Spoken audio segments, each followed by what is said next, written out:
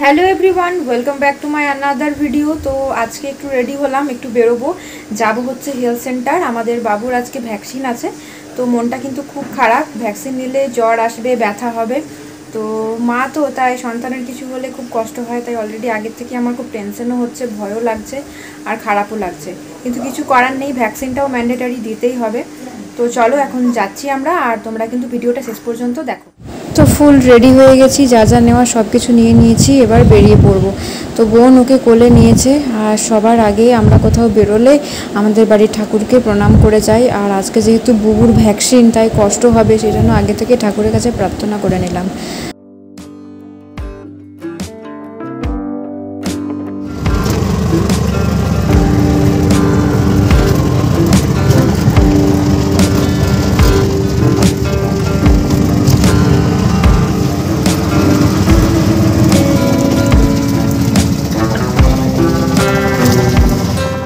তো এসে গেছি হেলথ সেন্টারের সামনে। ভেতরে ঢুকতেই কেমন যেন ভয় ভয় লাগছে, কি জানি কত কষ্ট হবে।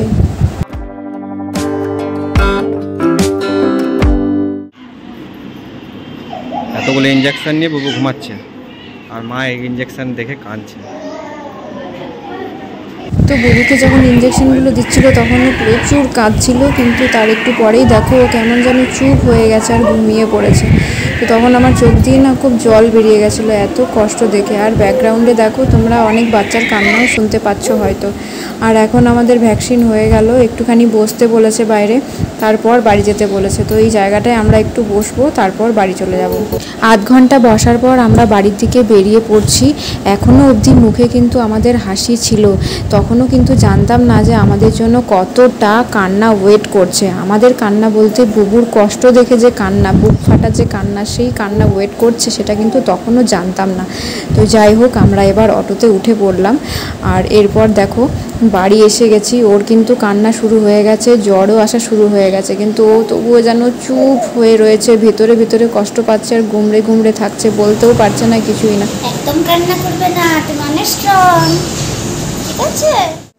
তো বাড়ি এসেছি, অনেকক্ষণ হলো, আমাদের খাওয়া দাওয়া হয়ে গেছে, ফ্রেশ হয়ে গেছি। কিন্তু কি বলবো, মানে বাড়ি আসার পর থেকে ও প্রচণ্ড কাঁদছে, হাত পা নড়ালেই ও কেঁদে উঠছে প্রচণ্ড। আর যখন ইঞ্জেকশনগুলো দিচ্ছিল তখন মানে আমার বুকের ভেতরটা মানে পুরো ফেটে যাচ্ছিলো, মনে হচ্ছিলো ওই ইঞ্জেকশনগুলো যদি আমাকে দিয়ে দেয় আমি সেই ব্যথা নিয়ে নেবো, যেন ওকে না দেওয়া হয়। কিন্তু কি করব, কিছু তো করার নেই, ভ্যাকসিনগুলো দিতেও হবে। আরও 3টে ইঞ্জেকশন পড়েছে, 2টো পায়ে আর একটা হাতে।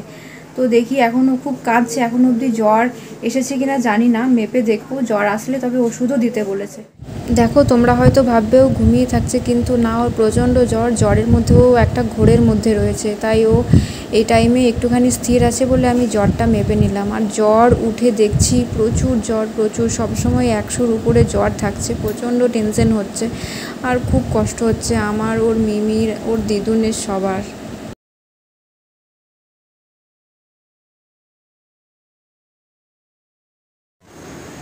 তো আজকে এখন বাজছে 8:30 মতো, ওই 8টার দিকে আমি উঠেছি। তো একেবারে ভোরবেলায় মাত্র 3 ঘন্টা ঘুমিয়েছি। আমি, মা আর ছোটো বোন বিছানার মধ্যে ওকে শুধু সামলেছি। আর এত কষ্ট যে ওর হয়েছে তোমাদের কি বলবো। সত্যি করে এরকমই কষ্ট হয় ভ্যাকসিনের জন্য, নাকি ওরই একটু বেশি কষ্ট হচ্ছিলো জানি না। তবে যা হয়েছে সেটা মোটেই ভালো হয়নি, এত কষ্ট। আর মানে কন্টিনিউ ওর জ্বর, মানে জ্বর ওর থামছেই না, 101 জ্বর এরকম থাকছে, 101.2, 101.3 এরকম জ্বর ওর থাকছেই, সারা রাত জ্বর আর প্রচণ্ড ব্যথা। একটুখানি মানে পাটা নড়ালেই ওর মানে এত কাতরাচ্ছে যন্ত্রণায়। আর জ্বরের মধ্যে না কন্টিনিউ হু হু হু হু এরকম আওয়াজ করতে থাকছে। তো আজকে সকালবেলায় একটু ভালো আছে, পাগুলো নাড়াচাড়া করতে পারছে। আর জ্বরটা মাপলাম, দেখলাম 100 জ্বর আছে এখনও। তো কীভাবে যে এই কালকের মানে ওই দুপুর থেকে সারা রাতটা কাটালাম তা মানে আমরাই জানি। আর এত কষ্ট হচ্ছিল, সবাই কান্না করছে আর ঠাকুরের কাছে বলছে যে একটু যেন ওকে ভালো করে দেয়, একটু যেন ব্যথা কমিয়ে দেয়। এইভাবেই আমরা মানে সারাক্ষণ কাটিয়েছি। তো তাই জন্য আর ভিডিওটা কন্টিনিউ করতে পারিনি, সেজন্য ভাবলাম যে আজকে একবার সকালে উঠে তোমাদের এই আপডেটটা দিই।